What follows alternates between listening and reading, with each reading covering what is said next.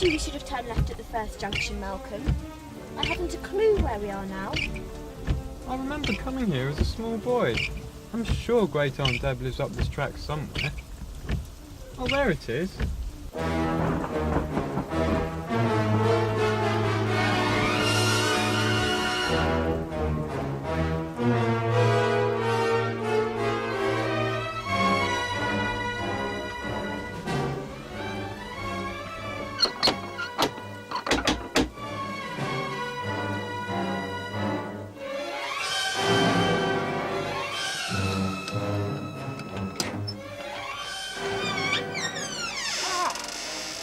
Hello, my name's Malcolm Fitzherbert.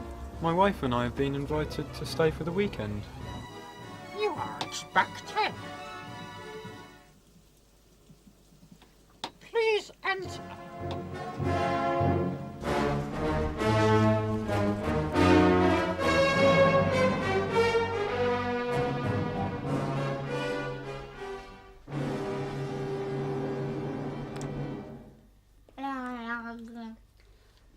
Hello everyone, I'm Malcolm, and this is my wife Sheila.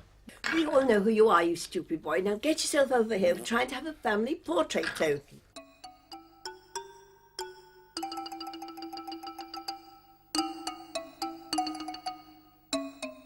Right, everybody, if you just hold it together, I'm just going to take the photo now. Ready? Oh!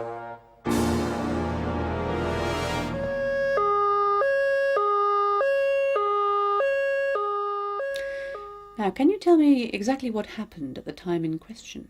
Exactly what question is that, Inspector? I mean, what happened when the photograph was taken? Well, if I remember correctly, I was sitting down by her feet. I shall have to interview you all one at a time. Come in.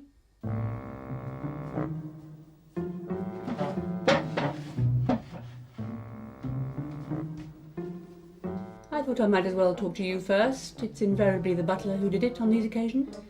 If you own up, I'll split the reward with you 50-50. I wasn't aware of any reward. No reward? This case is going to prove less rewarding than I thought. Okay, what were you doing when the photograph was being taken? I was in the kitchen, peppering the soup. Is there anyone who can corroborate your story? The Dagenham Girl Pipers. They used to tour Borneo in the 70s, where I used to work as a dance teacher. We taught the natives to stomp. We were reminiscing over old times. Fair enough. You can go. Send in Miss Sophie.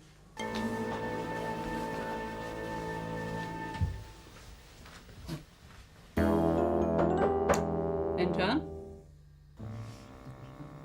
Now, Inspector, I've worked it all out. I know who the murderer is. Thank you, Miss Sophie, but I'm the one who's supposed to be doing the deducing and not you. Kindly take a seat. I have some questions for you. Where were you when your great aunt was murdered? I was standing right next to her, of course, like all the others. But that's not important. What important is how she was killed. But we know that already. She was shot, strangled, stabbed and axed to death. No, she wasn't. That was all done at the time the photo was taken to fool you into thinking that the murder took place then. Mind you, it wouldn't take much to fool you about anything. But she was alive just before the photo was taken. How could she have been murdered before then? Ah, that's the clever bit. I think she was given some kind of poison that had a delayed effect. Maybe a poison that only became effective when triggered by some kind of photochemical reaction, like a strong pulse of light.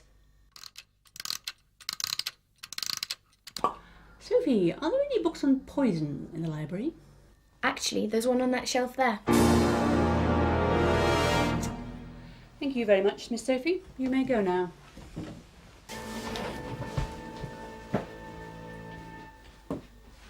Come in. So, do you want me to sit or stand? Do sit down. Tell me, do you do chemistry at school? Of course. Do you know anything about poison? I see, so you're suspecting me of poisoning the old hag now? Well, actually no, but you may be able to help me discover something about a fast-acting poison which only reacts when exposed to light. I think my noble sister's been confusing you with her half-baked ideas. She knows nothing of chemistry, only thinks she does.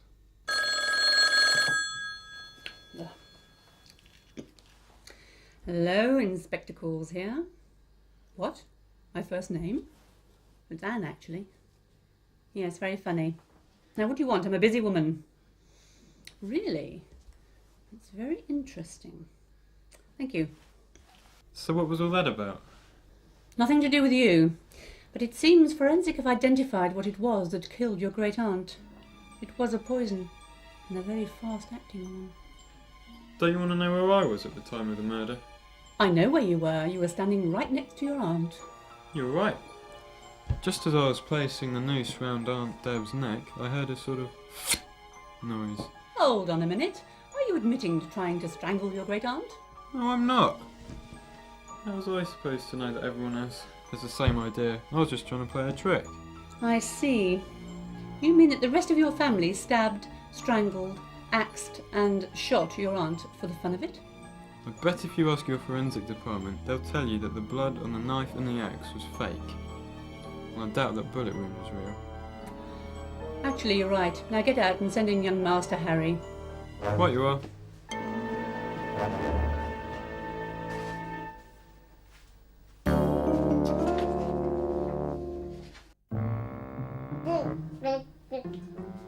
Hello, young Harry. Please take a seat. Tell me, did you see anything unusual while the photograph was being taken? I see. Do you think that anyone in particular has a motive for murder in this case? Well, thank you, Harry. You've been most helpful.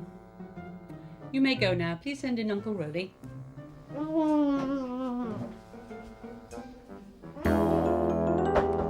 Enter. Enter.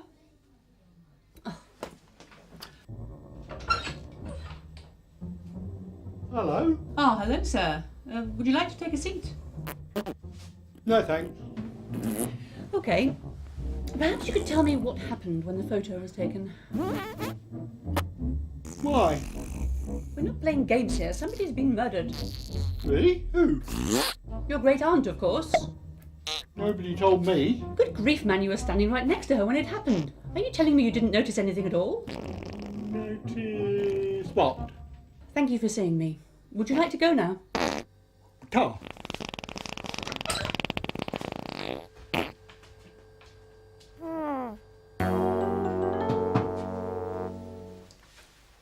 Sorry to disturb you, Inspector. We thought you should know something. What is it? Well, we think we know who did the murder. You see, we were watching what was going on, and we noticed something rather odd. You need go no further, Mrs. Fitzherbert. I have deduced who the killer is. If you would kindly assemble everybody in the drawing room, I shall deliver my verdict. At first I suspected Miss Sophie, as she tried to put me off the scent. Then I suspected Uncle Rowley, as nobody could be that stupid. But I was wrong. He is. Finally, I came to the conclusion that it was Stump the butler who did it. But why would it be me? I had the perfect alibi. Ah, but did you? Yes, I did. I took the liberty of doing a little research and I discovered that the Dagenham Girl Pipers disbanded in the 50s, so you could not possibly have been touring in the 70s. Curses. You had plenty of time to creep round to the window whilst the photograph was being taken, and using this blowpipe and this poison dart, administer a fatal dose to Great Aunt Debs.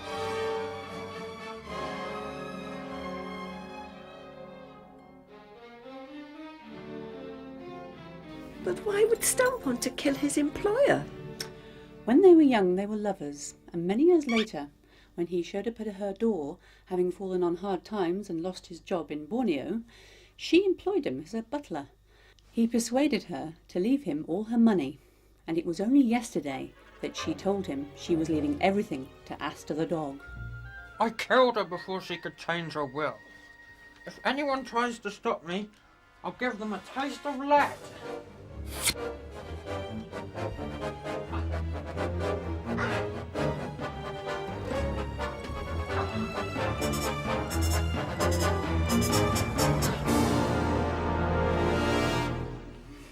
Well done, Harry.